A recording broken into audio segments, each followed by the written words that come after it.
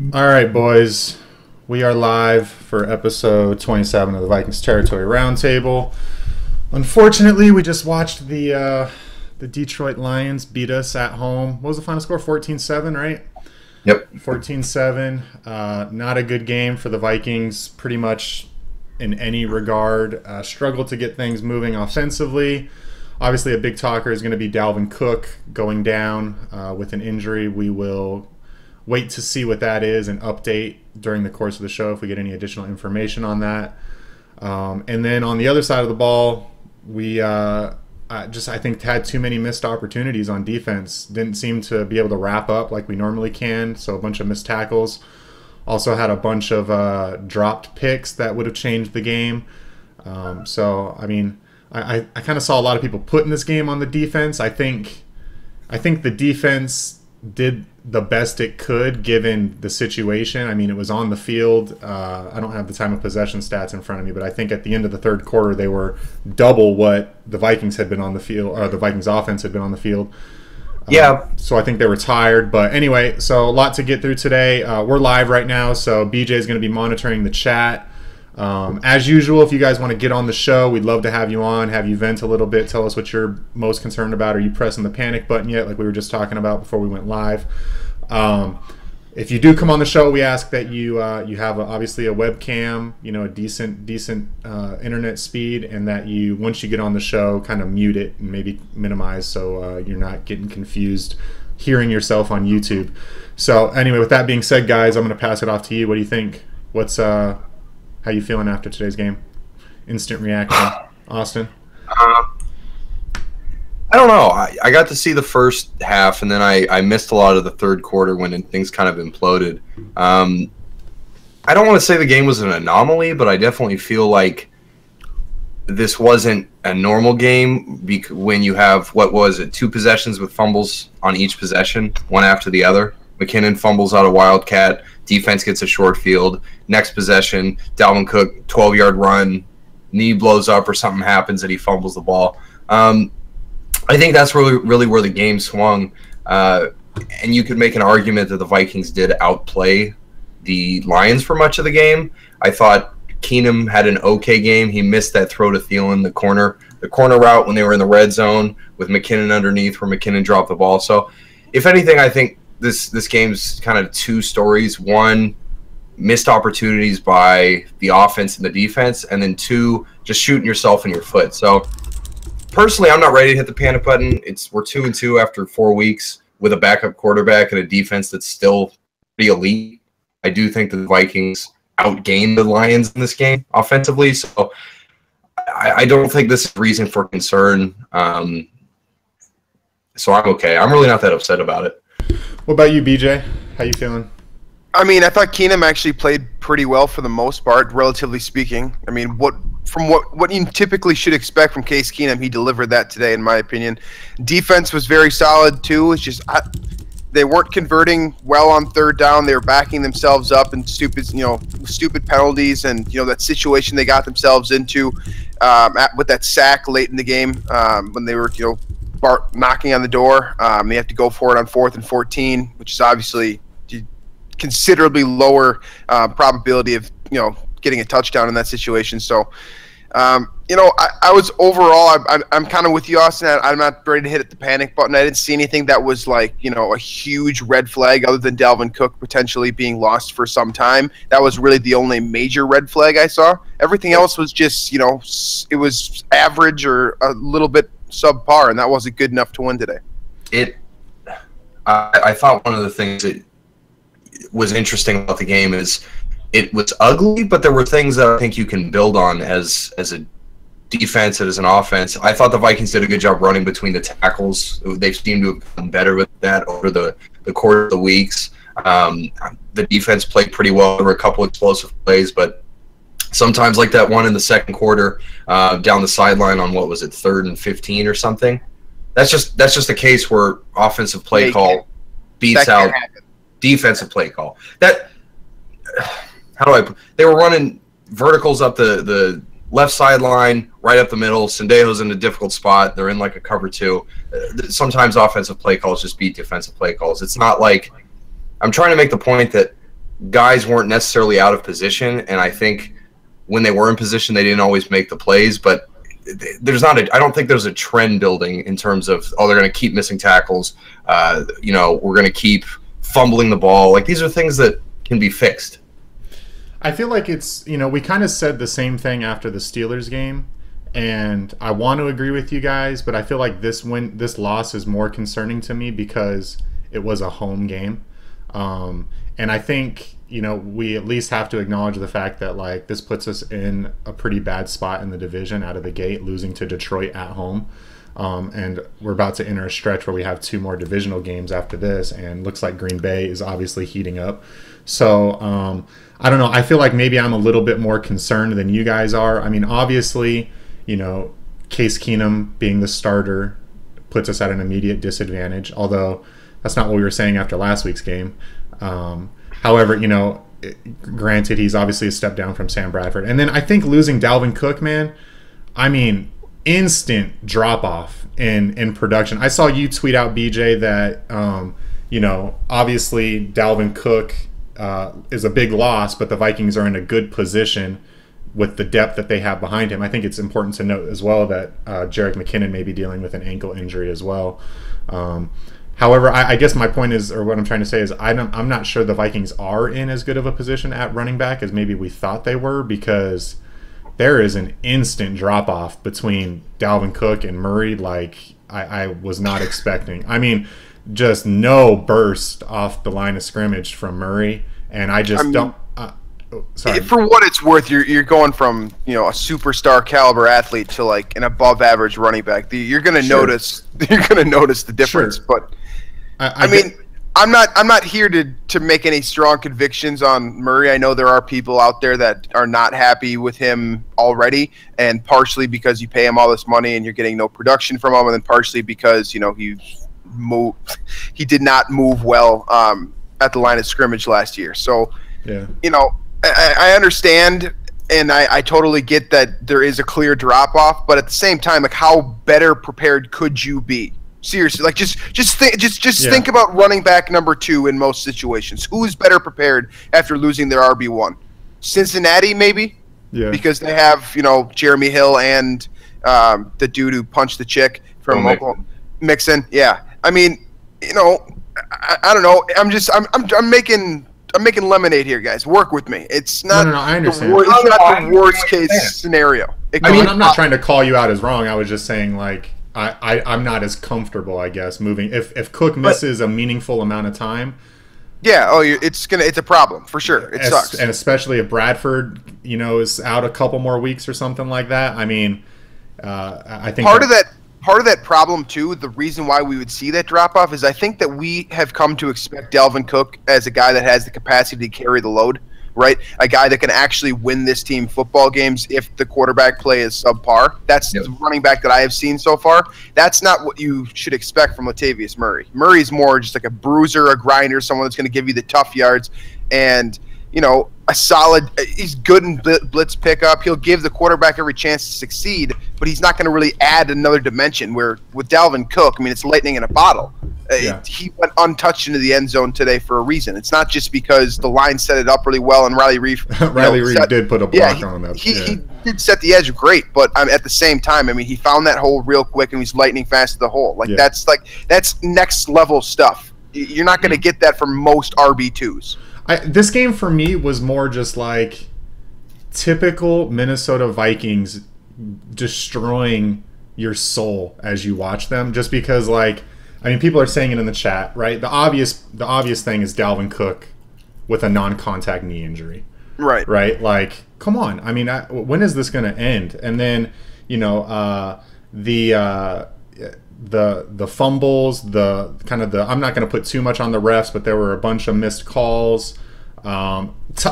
Jeff Locke coming back and just, like, you know, being the punter we always hoped and dreamed he would be, and just sticking it to us, just like Blair Walsh did, you know, in the preseason. So, I mean, it just felt like one of those games where the whole time you're just, like, shaking your head, you know, like, this is what it means to be a Vikings fan, and this is one of those weeks where it's just like we are destined to lose this game. that Thielen fumble at the end of the game, obviously, I mean, it doesn't happen to him a lot, but I mean, just I don't know, man. I don't know. So you know, that's what we're getting in the chat right now is, you know, we are cursed. We are cursed. A lot of talk about Teddy in 2016, Peterson in 2017. Typical Vikings luck. Sorry, go ahead, BJ. That was me. Oh, that was me. Go ahead, Austin. Sorry, I was kind of looking away. Isn't that just a? You can talk. I'll look at this person. Drew's coming in. Right. Why do we want to put ourselves in that situation? Like, play with the hand that is dealt to you. I just don't understand why we continue to look for things to make us upset. Jeff Locke came in and punted. Great. We've got Ryan Quigley. Like, I could give a crap Who had a about bad what Jeff game? Locke does. I thought. No, the Lions were pinned most of the game. So they just, you know, Stafford Ryan has Quigley Stafford punted magic. from our 40 to the 20. Jeff Anyway, Locke is I'm bad. not gonna Jeff Locke is I'm bad. not- I need to make this point You clear. what? I need to make this point clear. Jeff Locke is still bad. We're talking about this needs Jeff to be Locke made right clear. now. Is that what we're doing? No, Well, we're we're just- talking about the fact that Don't the act Vikings. Drew, welcome to we Vikings talked about- Territory Roundtable, episode 27. We are talking about how the Vikings are cursed right now, which is the general sentiment in the live chat, you know. And one of the things we pointed out was obviously Jeff Locke would come back to US Bank Stadium and play lights out, have his the game of his career. So anyway, Austin, I understand your sentiment. I don't think, I mean, I kind of sympathize with those types of people just because it's real. I feel like, you know what I mean? Like, I don't feel like people are looking for anything. It's just, But I feel like we, as a fan base, there's always this desire to, and you know what, lambast me. That's fine. I understand why people feel the way they do, but we constantly look for the things that, oh, here we go again. Oh, this team's gonna suck. We're cursed. And fine, right? I get it. Teddy got hurt. Bradford got hurt. Cook got hurt.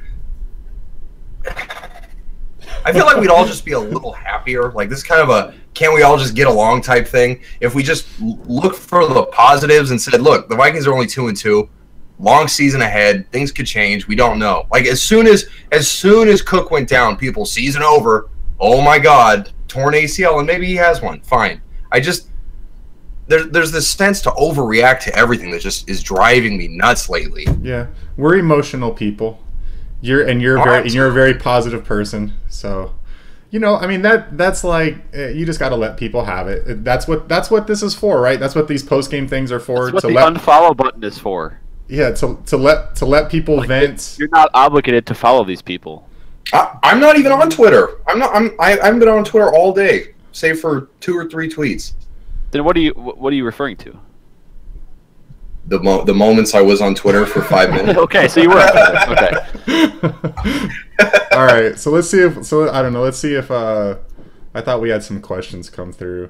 Okay, so DSR, the fact that the Wildcat is still in the playbook is a huge red flag. I mean, that was like pivotal moment in the game. I like that. Good point. Good point. Pivotal I have a moment in the Get that- game. Get that garbage out of here. I don't want to see any of that. Pat Shurmur has no idea when to bring out the trick plays. And he had No such idea. a good game last week, you know. And go ahead, I'm not Drew. upset about the Wildcat at all. Like, if that play goes for 8 yards, we're not discussing this at all. I think the point is that like we're running the For what ball. it's worth, the Wildcat was like the only successful element of the running game last year. Mm-hmm. Yeah, So, but I think that's I We're think different. We're completely different this year. yeah, and that's what I was gonna say is like. oh, I know, but like, if McKinnon doesn't box the handoff, this is never a conversation. Nobody says a thing about, oh, the Wildcat should be gone. Yeah, but you open yourself up to the criticism when you stray away from what's working. You're going against a Lions defense that's hurting, you know, at linebacker, and you're running the ball on them with ease, just single back I formation, you know, and then you try and get creative with it. And I think when you do that, you immediately open yourself up to criticism if something happens, like, you know, botching the snap because you have someone trying to hand the ball off to Dalvin Cook, who isn't normally in that position. Granted, Jerick McKinnon was a quarterback in college, so, you know, if anyone is able to do that, yeah, you know, he has experience with it. But I think with any sort of trick play, man, you just open yourself up to criticism, if it goes wrong. I mean, and Jet has done that 100,000 times. The read option from that situation. I mean, I don't see the. I mean, I understand why. Okay, the Wildcat might be out of date, whatever. It's predictable, etc. But I don't think that's very far down my list of worries from this game. Very far down. Yeah. Okay. So another Gregory wants to know, why don't we get points for hitting the field goal post? I mean, look, special teams is just it's killing us this season, man. And this is as much as special. You're muted, BJ, and but you said it's not that bad. I don't think it's been that bad. It hasn't. But what he just missed his first Steelers field goal of the game? year. It killed us. I mean, I'd have to go back and look at the game, but I remember there were multiple instances in that game where special teams killed us. And then in this game, you know, granted, we probably still wouldn't have won, but it's a completely different scenario if you're only down by 4 points on that final drive than down by 7. Then you're playing to win the game. You know, it's just we can't get a field goal kicker that can consistently hit field goals and extra points, and we can't get a punter that consistently punt competently. It's just I don't know where this narrative about Quigley's coming in. Doesn't he have like a top 5 net average in the NFL? He punted from the 40 to the 20-yard line. What? That's instantly, if that happens during a game, you had a bad game as a punter. I don't care what you did the rest of the game, you had a bad game as a punter if you punted 20 net yards. I feel like you've got a problem with Quigley, Brett. Yeah, because he's not. I'm not going to say he's bad, but he's not good.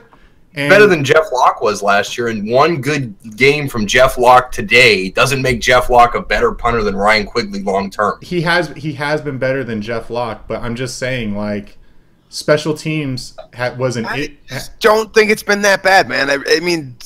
Yeah, that was a really. I don't understand how you can say it's not been that bad. We've missed multiple extra points. We've missed field goals. We've missed 2 1-pointers, okay, and then we have one very untimely missed field goal today, and then by the way, Quigley also coffin cornered him once today as well. So he had a pretty solid overall day. It was a field possession game. The Vikings didn't win because of their offense with that regard. I mean, Quigley never hurt the Vikings today. And the Gunners have been dominant this year. Jaron Kearse has been unreal. Marcus Sherrills has been unreal. Tackling has been efficient. I mean, Kentrell Brothers has been elite. I mean, it hasn't been that bad. Today was not great. That was a very horribly timed miss for Kai. Absolutely. But overall, he's now missed 1 field goal with the Vikings. And by the way, guys, Zimmer hinted at the ACL talking to Greg Coleman today with Dalvin Cook. Yep. So, yeah, someone in the chat said he was on crutches and in a brace. So fun times. Look, I'm not saying it's been the sole reason, you know, that we've struggled. I'm just saying it's been an issue, and it seems like it's been an issue for a while as far as finding someone that can be reliable at kicker and punter. So I just want to see it solved, and I feel like, you know, when you have an offense with a backup QB. You need your defense to do what it did today, you know, and then you also need your special teams to come through and make some plays when you need them. And if you can't make field goals, you can't make extra points, you know, you're going to find yourself in situations like this where you're not going to win games. I think we've been bailed out a couple times by the offense playing extremely well, but I'm not sure that we can count on that to be what the rest of the season is going to have entail for us, especially if Sam Bradford is out anymore. What, Austin? Sorry, I don't mean to sound like that. I'm just like, you know. What do you want to say? I was going to say, if anybody had their worst game as a Viking, I really do think it was Jerick McKinnon today. Dropped that 3rd down conversion, had that fumble, took some kick returns, and I will agree with you there, Brett, that I think kick returning has been a big issue for the Vikings. McKinnon just doesn't look like he's comfortable doing it yet, and you got to get to the point where you say, is it time to activate Rodney Adams, put someone else back there? I felt like if you're going to be concerned about running back depth, Murray obviously isn't the athlete that Cook is, but McKinnon, I don't know if it's like he doesn't seem like he has his head in the game, or he's out of position, or just not comfortable playing all these different roles. I just felt like today he had a pretty noteworthily bad game, and I know that's not a word, but you get what I'm trying to say. Yeah, I mean, and he's probably not going to be, depending on what the injury is. You're saying you may put someone else in that role just based on performance. But if Dalvin Cook is out and you only have 2 running backs now, he probably won't be returning kicks anyway. So we may. Rappaport just said that Minnesota is concerned Dalvin Cook has suffered an ACL injury that would potentially end his season. So yeah, Zimmer said that at the podium right now. Their MRI on Monday. Yeah, you can go ahead and book that then. Yep. Most likely. I mean, it was. You saw the leg snap. It was non-contact. It's just bad. I mean, just how unlucky is that, though, right? You tear your ACL. So, okay, Brett or Austin, you understand why people are upset. I do. I get it. Bridgewater almost loses his leg. Sam Bradford comes in, has his best game as a pro, and these freaking bone bruises, whatever the heck it is, keeps him out of 3 games. All I'm trying to say is this is 16 weeks of our lives that we pour energy and emotion and way too much time into, and I'm not going to spend it beating myself up over it because I beat myself up over lots of other things. So I'm going to look for the positives. Sounds like a personal problem. Yeah, it is. It is. All right, so what do you got? Let's tank. Jared Mills wants us to tank the season. Obviously, that's what we need to do at this point. What quarterback do you want? If it comes down to that, then it would be, if you're tanking, then it's Rosen, Darnold, and Allen. Don't even, BJ. Okay? Don't even joke. Lamar Jackson. All right. What about some of the notes I have? Since we're not really getting a whole lot of questions, or guys, drop your questions in the chat or come on the show. We haven't had anyone knock on the door yet. Nope. Come on, join us, vent with us. Dude, I wouldn't want to come hang out in here either. This sucks. What? We're supposed to, no, man. You were bringing people on the show so we can hold them. We can be there for them. People need us right now, man. I'm probably not doing the right thing. Well, that's what Austin's here for. That's what we're gonna do. Yeah, Austin will make them feel better. I'm for the positivity. For what it's worth, I predicted a loss, so I'm not content with it, but I have accepted it. Stop trying to rationalize Vikes football, Austin. The problem is that says. We'd all feel better if we rationalized a little bit. we would all feel better. That's my mantra. We would all feel better. All right, so look, let's talk about Eric Kendricks. I had him written down in my notes today because he was having a rough time along with the Vikings defense as a whole making tackles. I think Eric Kendricks had 4 missed tackles. Any sort of long-term concern there, or are you just anomaly, just a bad game? I mean, I feel like a lot of the missed tackles you can probably lend to the fact that the Vikings were on the field twice as much as the Lions on defense. But I don't know, any concern there with Kendricks, who had a kind of a rough game? No concern, but he's got to play better. That was awful today. I mean, you can't expect that to be like consistent with him. He has not it's not like his form was terrible. He just wasn't finishing. Yeah. So what about concern moving forward, but that sucks. He's got to be better than that. What about dropped interceptions? It was an issue during the Steelers game. I feel like I think there were 2 or 3 in that game, and I think there were like 4 tonight. I think the only one I can think of that was blatantly tonight. like an easy play to make was the Rhodes one. That was like a relatively easy catch to make. I think. Because there's one where Wayne's had to dive, and I mean that's a tough play. And then Mackenzie Alexander's on the sideline was like impossible. I think he had to get up for that one, and it's not a defensive back play to make. So that was a toe tapper. I mean, I think that's overblown. Besides, I mean the Rhodes one, which yeah, Stafford was trying to lose that game. Really felt like it. He was. Neither team played well. Neither team played well at all. No, it was ugly. Defensive line, I thought, looked great as usual. Danielle Hunter finally got himself on the stat sheet with as far as sacks go. He had 2. Eric Kendricks had 2. I think the team had 6 total sacks. So they were definitely getting after Stafford, forcing him to make some poor decisions, and we just couldn't capitalize it in the form of interception. And that would have been very nice, considering our offense couldn't get anything moving today. So. I don't know, guys. How screwed are we without Cook, I guess, going forward? Let's say Sam Bradford comes back next week, okay? How confident are you? Well, let's just say he does, okay? Damn it. You still have your defense. You still have your elite defense. You still have a solid running back in Cook. I mean, sorry. We do not have Cook, that's for sure. You still have a solid running back in Murray. It's not time to panic yet. Let's see how Sam Bradford if he comes back next week first. If we get Case Keenum and Murray next week at Soldier Field with the Soldier Field curse, yeah, we're in trouble. But if Bradford comes back, I think we're going to be okay next week. And then you start trying to adjust to Dalvin Cook not being around anymore. You hope that the offense gets better.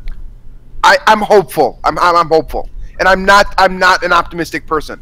So I think there's a reason. I mean, that's comforting. If the Vikings are 2-4 after the Packers game, I think it's very much reason to panic because the second half schedule is very treacherous. Lots of road games. Not a lot of. I mean, it's not good. So the Vikings need to be at least 500 going into the bye week, and I at this point it's not likely to me. But what's up, Don from Ohio? Can we charge the Minnesota Vikings for workman's comp for getting bipolar disorder? Is that possible? Because I feel like this season, if there is any season we could get bipolar disorder, it would be the 2017 Minnesota Vikings season. Oh, come on, dude. This season is no different than any other Vikings season. Don't kid yourself. First week, we were raving, we were all wrong about Bradford. Second week, we knew about Bradford having a bad knee. The season's over. Third week, Case, all knew Case could do it, back on track. Now it's like, Cook's out, we're done. And it's just like it's going to be the roller coaster of all roller coasters. Like this at least with 2010, we never had like a roller coaster. It was always just What 2016? 2016. I mean, the Vikings started 5-0. 2016, we jumped off a cliff. So 2016, we jumped off a cliff. Don, if we're missing, and I just saw in the chat, I said yes. I say we. Okay, I know I'm not part of the Vikings organization, but. We as a Vikings fan base, okay? Jeez. That's actually a pet peeve of mine, too. Is it? Whatever. That's so lame. I don't care. We. I don't care. All right, Don, if we're missing Cook, like it looks like we will for the rest of the season, we get Sam Bradford back. We get Sam Bradford back next week. What level of concern do you have for the Vikings offense? Can you not hear me? I don't. Okay. No, I have no concern at all. I think while Murray is a step down, we still have a competent offensive line.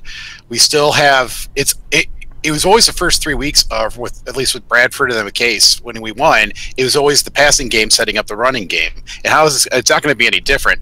Granted that Murray is not Cook and understand that, but I don't have as much concern. I just don't we only lost by 7 points today. And that's with a defense that didn't, intercept 4 chances at getting an interception.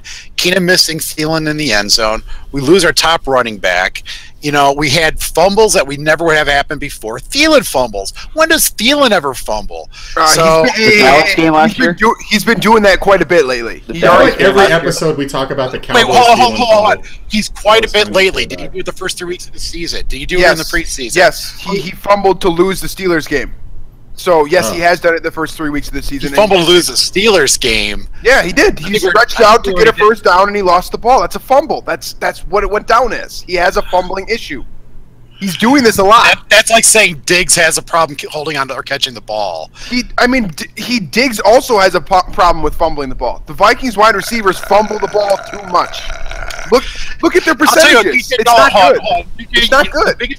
The biggest gripe I have with you is the fact you say Kai Forbath wasn't the issue for today. He wasn't. No, you don't know. Okay. If he makes that field goal, it's 14-10. Yes. And then at the 2-minute warning, we get that. At the 2-minute warning, we kick another field goal. It's in 14-13. We wouldn't have to go for a touchdown at the end of the game. We just have to set up for a field goal. So, you can't tell me. And I talked to you 2 weeks ago that Kai Forbath was a problem. He's just three extra points and also a field goal. He has to be gone. We got to have other options. No, that's bad take. Bad take. Really bad. Kai Forbath. There's so many ifs there. There's so many ifs. Why do we overreact like that? So. He misses. How's it an overreaction? He's missed 3 extra points and a field goal. All right, let him talk, Don. So, you miss the field goal, right? It's 10-14. Wait, it's 7-14. Yeah. If you make the field goal, it's 10-14. You have to score a touchdown either way to either tie the game up or win the game. So at the 4th and goal, you still have to. No, you don't have to score a touchdown. You can just kick an extra. You kick you kick a field goal at the end of the game there before the 2-minute warning, right? It's 14-13. You still got to stop them defensively no matter what, or you go for an onside kick. But either way, you're then scoring a field goal instead of going for a touchdown. So yeah, it sucked. Him missing that field goal, same thing. Yeah. It's obviously you don't want to miss a field goal, right? You don't. But he's been what did he make? Obviously you don't want to miss something from 39 yards either, because it was. I got you, but 23 field goals in a row, and then he misses this one. That's the curse, right? Every time that they put that stat up on TV. 3 extra points too so far this season. Brett, you're on mute. I was going to say, as soon as they put that stat up on the TV today, you knew he was missing that field goal. And I forget who they said he was tied with for most consecutive field goals. Yeah, but, I mean, you knew it's the Gary Anderson jinx is what that was when they did that. It's a microcosm of the Vikings franchise, this game. Microcosm of the franchise. And that's what I was kind of saying before you came, Drew. I mean, when the Vikings get good players, they blow their knee out, and when they have good players, they have good players that aren't blowing their knee out, the kicker misses, and it all happened in one game. So here's my thing. I think we're going to be okay though, still with as long as Bradford comes back, and of course, that's the thing. I still think we're going to be fine with Bradford coming back, and Teddy's still coming back too. I'm not be fine. Losing Cook sucks. It does. It sucks because it's an added dimension of what he could do, and actually. If Cook didn't get injured, this game is, I think, completely different as well. Because we could have ran the ball, it would have been such a different game. It really would have. We wouldn't have had to rely on Case as much. We really ended up having to rely on Case throwing for a victory, but instead we could have had Cook. It's a completely different game if Cook, even with the fumble, with the horrible Wildcat call. The game is still. It's our game still because one, we have the lead, and two.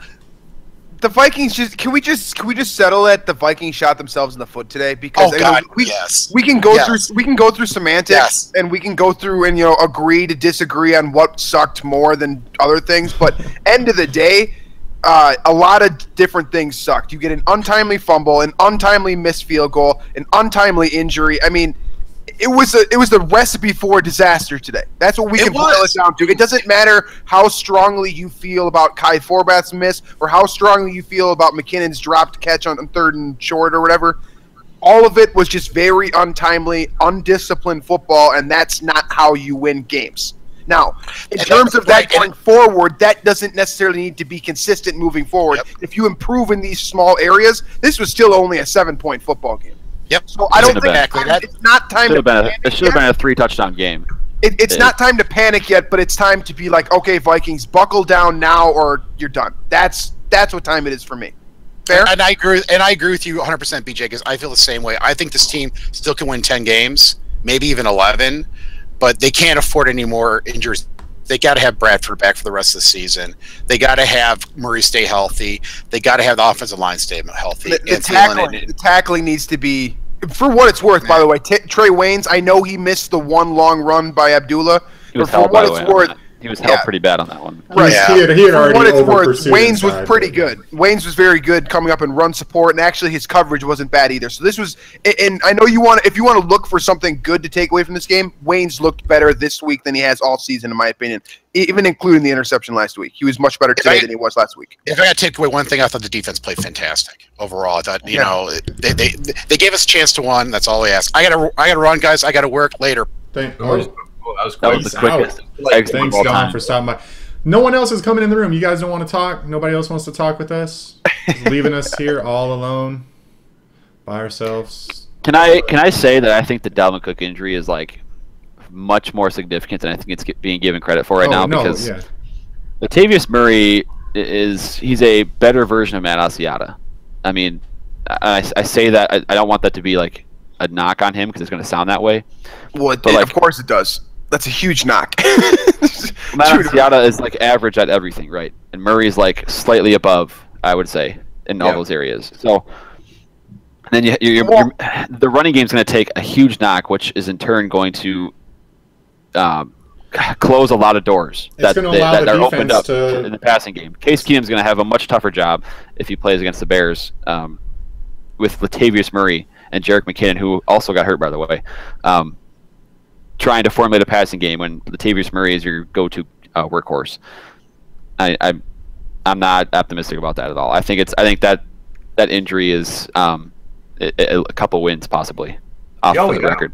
I think you lose wins with Cook out of the lineup. I do think, and trying to take another view of it, I think we can say after 4 games that at least this offensive line can protect the quarterback.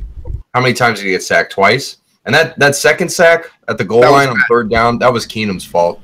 He changed, so he slid the protection to the left, and then the Lions brought that dude off the edge. Yeah. He just said it. That sounds about right to me. I thought Keenum blew that one too. I wasn't ready to blame that on any offensive lineman either. I didn't notice the slide though. And then on top of that, the other one, like the other sack that was allowed, the one that everyone's pinning on Remmers, which it was Remmers' fault, but that was miscommunication at the line of scrimmage again. That wasn't a lack of talent. That was not slide. Basically, if you're in the zone blocking scheme, they didn't slide all the way to the right and they allowed another free runner. So basically, the 2 sacks that Zettel got today were free rush sacks that it's something you can clean up, right? It's one of those things where it sucks that it happened. It's unacceptable, but it's something that can be cleaned up with just better efficiency, better discipline. Yeah. So in my opinion, if that's one of the worst things that came out of today, which it really wasn't grand scheme, right? But if that's one thing you're concerned about, there's reason to be optimistic on that improving moving forward, in my opinion. I think you can say that the Vikings aren't going to have as explosive as a running game. I mean, Cook is Cook. Murray's not Cook. We all know that. But at least they've shown the ability through 4 weeks to run the ball, especially between the tackles, and create yardage where last year that wasn't an option. It's just I'm struggling here because it's like 2-2 sucks, but it's almost the Vikings, and this is crazy to say, are in a better long-term position, and I said it last week, are better long-term position than they were at 5-0 last year, just because there are signs that things are consistent in places where they weren't consistent last year. But what about, I was just going to say this too, the fact of, like, if Dalvin Cook does have a messed up ACL, let's say worst case scenario, I mean, that sucks in the future too. We can't guarantee, I mean, Sugarman might, but we can't guarantee he'll be back in 9 months like Jamal Charles and Adrian Peterson have. I mean, what if he's not back for next season either? That's my concern with Dalvin Cook right now. I'm really hoping this is just gonna be like a knee sprain or something like that, because in which case he'll be able to return, relatively soon. I hear the Saints are looking to unload a running back. God, that guy. Sorry. It was a comment earlier in the chat. That would be pretty funny. If the Vikings do get to like 2-5, I mean, why not? So Purple Rain Sean, kind of asking a little bit what we've been talking about. No threat in the running game, subpar QB play, which I feel like that's not really fair. I don't feel like Keenum was subpar today. He had a few errant throws, but he also made some throws where he stepped up and took a hit while he was throwing it, and it was right on the money, downfield. I thought he had an okay game. Obviously, it wasn't as good as last week's. But anyway, he says, how do we stay competitive on offense without Cook? What's our identity? So that's what I want to ask you guys. What's the identity of the offense without Cook? Go ahead, Drew. You got to be a pass-first offense, because Latavius Murray is he's not a workhorse, in my opinion. In Oakland, he benefited from being the lead back in a pass-first offense, pass-heavy offense. So you have to stick with what I think has been, the passing offense has been fine. The protection has been really good for the most part. Today was shaky at times, but I just think if you get a Bradford in there, you get maybe Teddy. If you get one of those 2 guys in there, I think this offense can be fine. But I think with Keenum in there, it's shaky, and that's why right now I'm not very optimistic, because this team has to be pass first, and I mean, at this point, without Cook, I think it has to be a pass first offense. And right now, when you have Case Keenum and Kyle Sloter, your 2 quarterbacks, that's kind of not the recipe for success. I still agree with you, though. That still seems like the right recipe right now, because what has been working, even with Case Keenum in there, it's been passing offense. I mean, Cook has been good. He's been efficient, but there have been, longer periods of time, like first and second quarter, where Cook has been ineffective, and yet the passing game has been able to carry the Vikings just based off the threat of running the ball with Cook. So now I understand that that's gone as well too, but I think you just got to open it up, and you basically got to run like the Percy Harvin offense from 2011. I don't know who you're going to feature, maybe Stephon Diggs or something like that, but basically get the ball out of Case Keenum's hands quickly, let your receivers do work, then open it up vertically with as kind of a surprise attack. You're going to rely on Pat Shurmur a whole lot more now, in my opinion. What's your guys' level of confidence that we have Bradford back next Monday against the Bears? Bad, Drew? Bad. I'm 0% chance. 0% chance. 0% chance. Oh. Because I feel like they're not going to rush him back on a Monday night game, and then like after getting his knee beat up, trying to rush him back again in a short week against the Packers, which is another at that time probably will be the most important game of the season. Yeah, you might be right. I mean, and all signs are pointing to the fact that we'll probably be playing Mitchell Trubisky in Chicago. Which I think is... That's a loss. It's a loss. You think... Sorry, for who? It has to... Us. We have to lose. Why would the Vikings not lose at Soldier Field with the rookie starting quarterback making their debut? Gotcha. The Vikings have to lose that game. Gotcha. Period. All right, so Purple Rain Sean says, my problem with Murray is that no, that's not what I meant to ask. All right, he says, Murray hasn't even broke a sweat yet in a Vikings uniform. He literally gets like 2 plays a week. Why are we counting him out already? So is there anything... I don't know. I agree with that. I don't know. Drew, you seem to be the one counting Murray out, and I'm kind of there with you. I can explain my reasoning. It's pretty simple. Like I'm going to repeat what I said. You know, Matt Asiata's average at like everything, right? He's the most average player. I think BJ even said this once. The most average player in NFL history.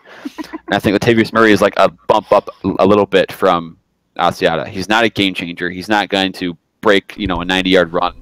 He's not going to make 5 people miss on a reception like Dalvin Cook would. He's just a steady, he'll get you 3 yards if you need 3 yards. He'll get you 3 yards if you need 5 yards type of player. He's pretty meh.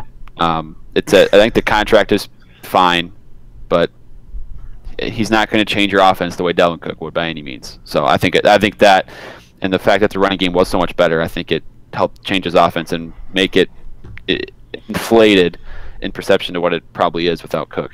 So sorry, that question was from Heartbeat Hipster, not Purple Rain Sean. Just want to make sure he gets props for a good question.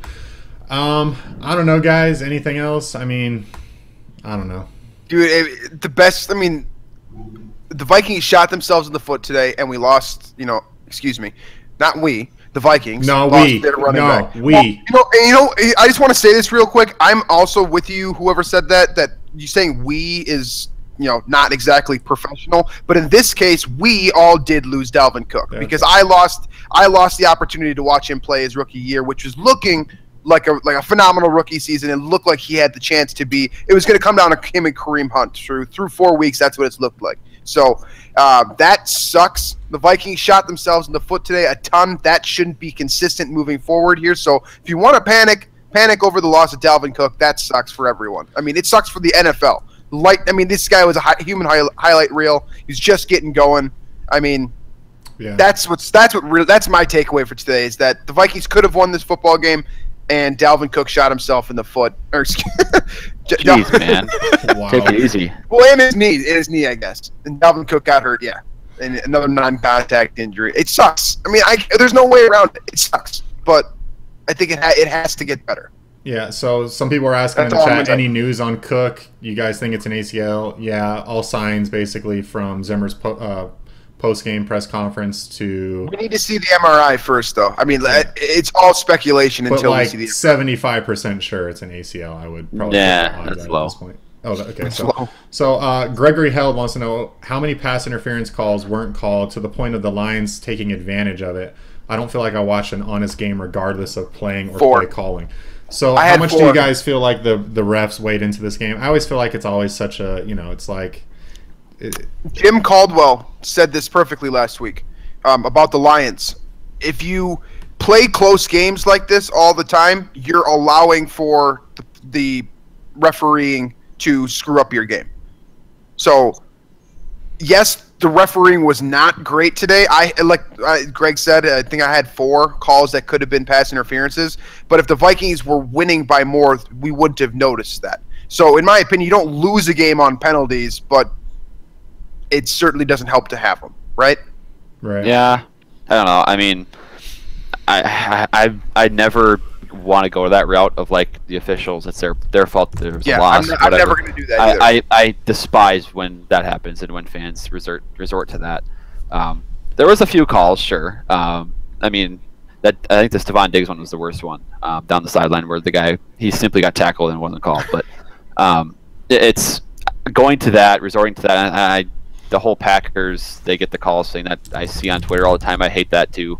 So I don't know. Resorting to the referees are never going to, for the most part, never going to lose a game by a call or calls they made.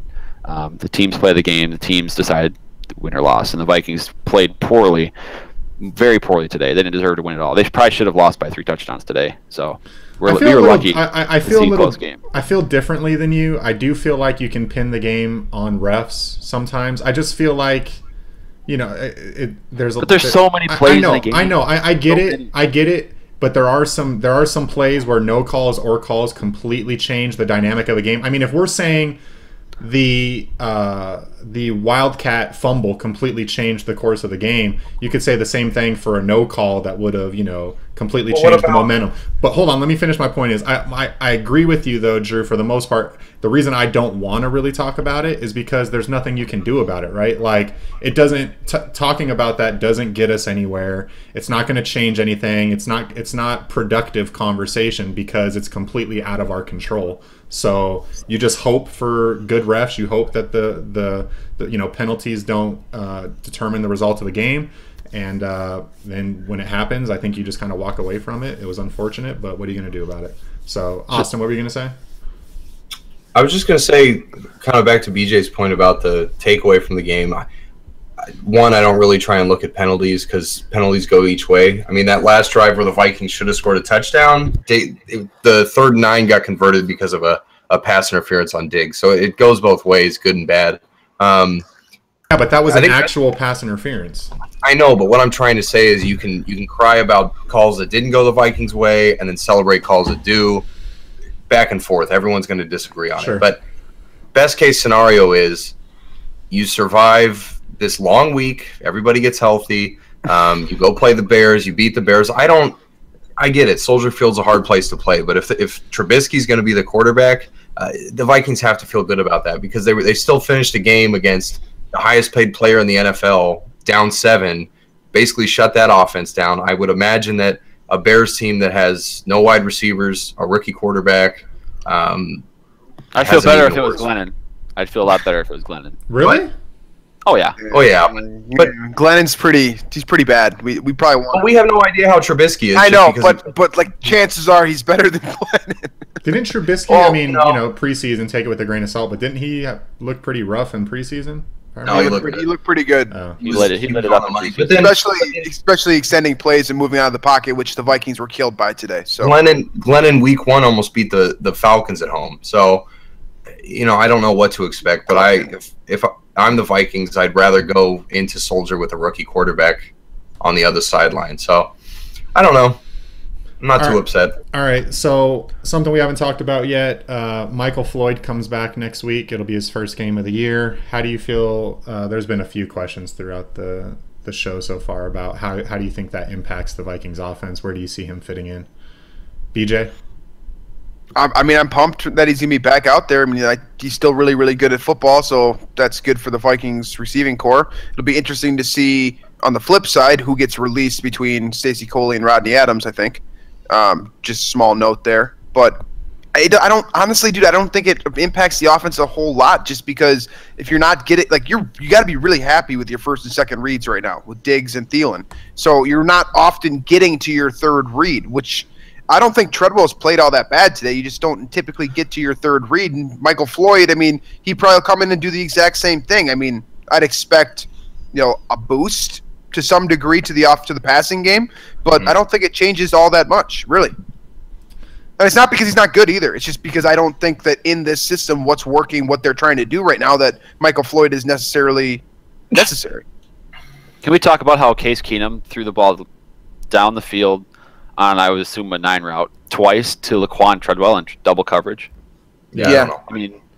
I mean, That would be nice to have Mike in those situations. Right, I would but agree with you. regardless. And I feel like Treadwell got pretty close to getting one of them, but he was well, they said he timed the jump. No, they said he timed the jump wrong, but he was held. That's a problem. It's a really big problem, though. No, but I'm saying he didn't time it wrong. He jumped and was held. So the second one, he was held, but he jumped like significantly early, way earlier than he should have. And then the first one was just a terrible decision that should have been an interception. Yeah. But regardless, you don't throw a jump ball up to the most unproven receiver on your team in double coverage. Austin, do you feel like the same thing applies to Kyle Rudolph? I mean, that was one of the notes I wrote before he kind of showed up late in the game.